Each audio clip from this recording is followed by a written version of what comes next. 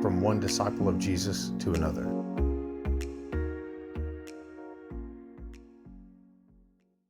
Okay, let's unpack this.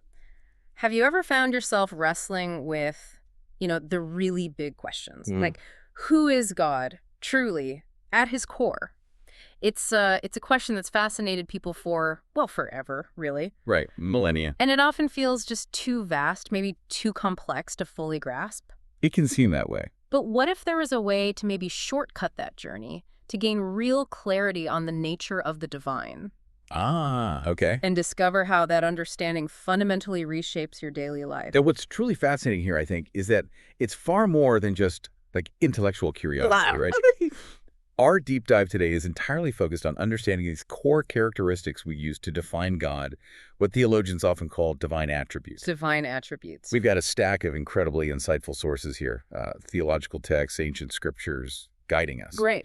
And our mission isn't just to list what these attributes are, but crucially, why studying them is absolutely vital, especially if you're maybe newer to theological thinking. Yeah, why bother, almost. Exactly. And how they directly impact your faith and actually every single action you take. Yeah, it's like peeling back layers, isn't it? Moving past just surface ideas to get to the essence of what makes God, God. Precisely.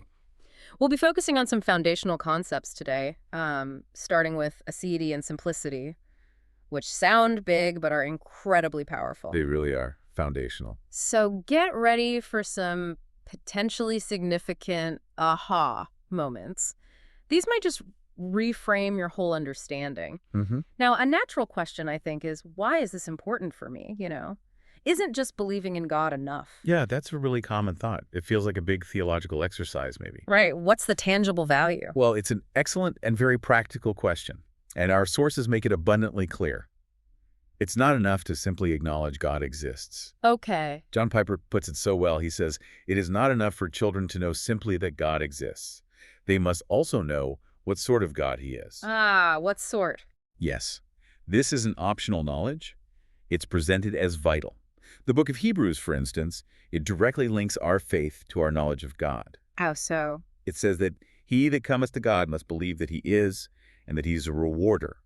That "and" is crucial. It implies knowing something about his character. So it's not just that he is, but what he is like. That makes a huge difference. It does. And think about it practically. I mean, you wouldn't instinctively run to God for mercy if you didn't truly believe he's merciful, right? Or if you thought maybe his mercy runs out. Exactly. Or you wouldn't seek his protection if you thought his strength was, I don't know, wavering sometimes. Or could be overcome. Yeah. So our actions, our trust, our actual faith, it's all fundamentally shaped by how deeply we understand his unchanging character. Precisely. And here's where a really crucial insight comes in from thinkers like A.A. Hodge and Karl Barth. Okay. When we talk about God's attributes, we're not talking about separate parts that kind of make up God.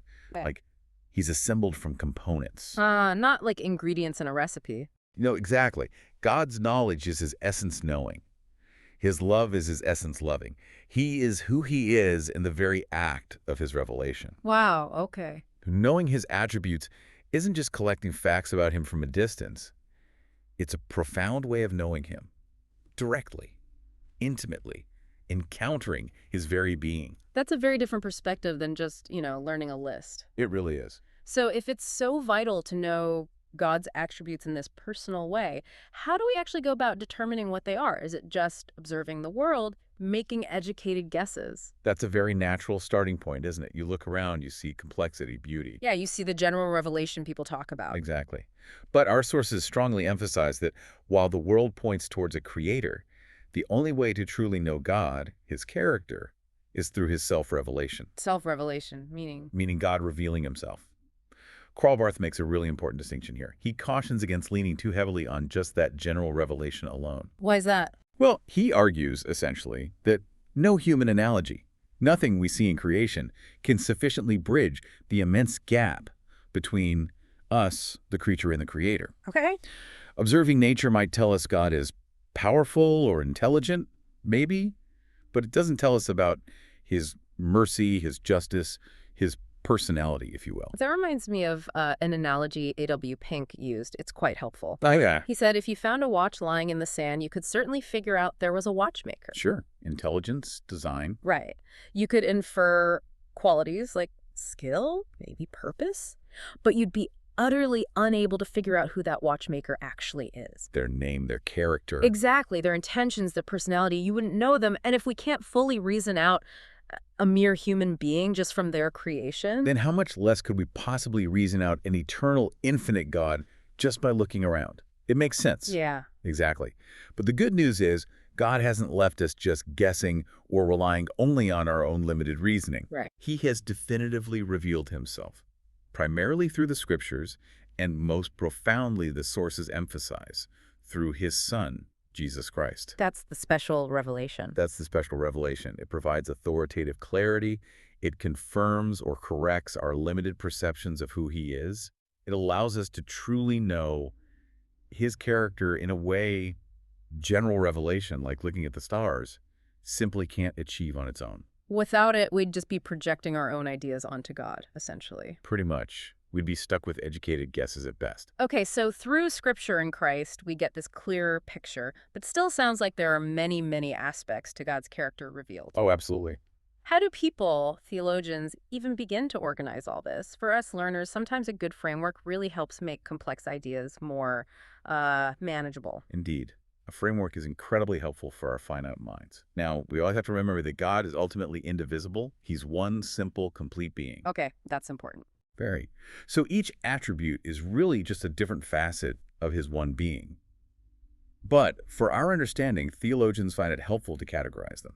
Makes sense. Our sources mention several ways, but a really common and insightful one, especially in Reformed theology, is distinguishing between communicable and incommunicable attributes. Communicable and incommunicable. Okay, so for someone new to this, what's the basic difference and why is that distinction useful? Simply put, incommunicable attributes are those unique to God alone, qualities that cannot be shared or duplicated in anything he created. Like his self-existence, we didn't cause ourselves to exist. Or his eternality. He has no beginning or end, unlike us. His omnipotence, his all-powerful nature. We can't truly possess these. Right, we're created finite. Exactly. Communicable attributes, on the other hand, are those that we can see reflected or are even required in some measure in creation. Think of things like love, wisdom, justice, mercy. Things we can possess in a limited way. Precisely. We can possess them or strive for them, but they always exist perfectly and infinitely in God. And the distinction is crucial, really. How so? It helps us appreciate both God's utter uniqueness and majesty, his otherness, while also recognizing the ways we're made in his image and called to reflect his character, even imperfectly. So it shows how he's different, but also how we relate to him. Exactly. It helps us understand how we are like him in some ways and how we are utterly, fundamentally distinct in others. It avoids confusion. That really clarifies things. So with that framework, communicable and incommunicable, where do we even begin trying to grasp God's nature? Are there key attributes that kind of anchor everything else, especially for someone just starting this journey? Absolutely. And our source material highlights two attributes as truly foundational. Getting a handle on these is incredibly powerful. Aseity and simplicity. Aseity. Okay, that's one we mentioned. It sounds pretty theological. What exactly does it mean in plain terms? It is a big word, but the concept is fundamental. Aseity refers to God's self-existence. Self-existence. Yes. It's captured in that profound declaration he gave to Moses at the burning bush. I am, WHO, I am. Right, Exodus 3.14. Exactly. Cornelius Van Til suggests this is first and foremost among the attributes for us to grasp. Why first and foremost? Because it acts like a vital guardrail for our thinking. It stops us from making the error of thinking God is God because of certain qualities he possesses. As if he qualified for the job. Sort of, yeah. Instead, Aseity says he is God, inherently, eternally. He depends on absolutely nothing and no one else for his existence, his nature, or his power. He just is. He's the ultimate reality, the uncaused cause. Precisely. He is the foundation of all other reality. Wow, okay, that's a profound thought. So if God is truly self-existent, dependent on nothing, what are the biggest implications of that for us, for our daily understanding, our experience of him? The implications are immense. Yeah. Huge. Firstly, it means God doesn't need anything from us. Doesn't need our worship, our service. He desires it. He commands it. He deserves it. But he doesn't need it in the sense of lacking something without it. He isn't reacting to external forces or trying to fill some cosmic void. He's perfectly complete in himself. That kind of challenges our human perspective, doesn't it? We tend to think in terms of giving and receiving needs. It really does. It flips the script. Yeah. It means everything we are, everything we have comes from him. Any service we render isn't supplying his lack. It's an overflow of the grace he's already given us. So it makes him utterly reliable, because his existence doesn't depend on us or the world. Utterly reliable. His being isn't contingent on anything. That provides incredible security. That is incredibly liberating, actually, but also humbling, knowing his complete self-sufficiency. Exactly. And you mentioned simplicity is tied directly to aseity. How does that build on this? Indeed. They are very closely linked. Simplicity means God is not made up of parts. Not made of parts, like a body, soul, mind. Right. As humans, we are composite beings. Yeah. We have different elements. God, according to classical theology, is simple, non-complex. Lou Gebrekhov defines it as the condition of being free from division into parts, and therefore from compositeness. Okay. Not composite, simple. He isn't a collection of attributes bundled together. He is each of his attributes fully and completely. Okay, again, this sounds very philosophical. Profound, yes, but for our everyday lives, what are the really tangible, practical implications of God being simple in this way? Oh, the practical implications are enormous. Hugely practical. Simplicity reminds us that God's attributes aren't things he possesses separately. Like tools he picks up. Today he uses love, tomorrow justice. Exactly, not like that. They are his very being. God is love. He doesn't just have love that might somehow be separate from his justice. He is justice. He is justice. He doesn't just apply it as an external standard. Yeah. This means his love can't be added to or diminished. And crucially, it can never contradict his justice or his holiness or his mercy. Because they aren't separate things in him. Precisely. He is wholly and completely himself in every single attribute. His justice isn't a separate piece fighting with his mercy. He is perfectly and entirely just, merciful, holy, and loving, all at once, in perfect, simple unity. This is where it gets truly transformative, I think. If God is not made of parts and he is his attributes, then there's zero internal conflict within God. None whatsoever. For his love never contradicts his justice. His mercy never undermines his holiness. That's the implication, yes. That provides an incredible solid foundation for trust, doesn't it? Knowing his character is perfectly consistent, perfectly unified. An unwavering foundation. I mean, his actions always flow from his whole unified, indivisible being. No internal contradictions. Wow. And this inherent consistency, which flows directly from his aseity, his self-existence, and his simplicity. Yes. It also leads us directly to another core understanding, God's immutability. Immutability, meaning unchanging. Unchanging, yes. His inability to change. Because he is self-existent, depending on nothing external and simple, not made of parts that could be rearranged or altered. Then his essence can't change. His essence, and therefore his attributes, cannot alter. A. Hodge explains it clearly. God is self-existent. As he is caused by none but causes all, so he can be changed by none but changes all. He's the unchangeable changer. Exactly. He is the stable point in a changing universe. So understanding that God is completely unchanging because he is self-existent and simple, that provides an immense sense of security, really. Absolutely. It means his promises, his character, his very being, they're utterly dependable, rock solid. In a world that feels like it's constantly shifting, that's a profound anchor for faith. A truly profound anchor. So let's try and wrap this up. What does this all mean for us listening? We've taken a pretty deep dive into some significant theological concepts today. We have. We've seen that studying God's attributes isn't just some academic exercise, right? Not just intellectual curiosity. Not at all. It's a vital, lifelong journey that directly impacts your faith, your trust, and really every action you take. Yeah.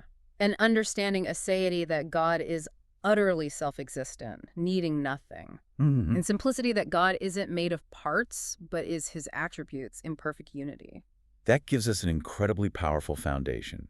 It shapes our trust profoundly. It helps us realize God is completely consistent, utterly reliable, perfectly whole in everything he is and does. So when you say God is love, it's not just that he possesses love as a quality. Exactly. It means God is the very definition, the very essence of love, inseparable from his justice, his holiness, his mercy. This is really more than just knowledge. It feels genuinely transformative if you let it sink in. It is transformative. Yes. As our source material concludes, it echoes Paul's deep longing that I may know him, that intimate relational knowing. Right. So for you, our listener, here's maybe a final provocative thought to chew on. Knowing now that God is his attributes and is utterly self-existent and unchanging, What specific aspect of his being will you seek to know more deeply this week? Good question. And how might that deeper understanding fundamentally transform your perspective, your trust, or maybe even a specific action in your life? That's the challenge, isn't it? Taking this from head knowledge to heart transformation. Yeah. Until next time, keep exploring, keep questioning, and keep deepening your understanding of the unseen architect.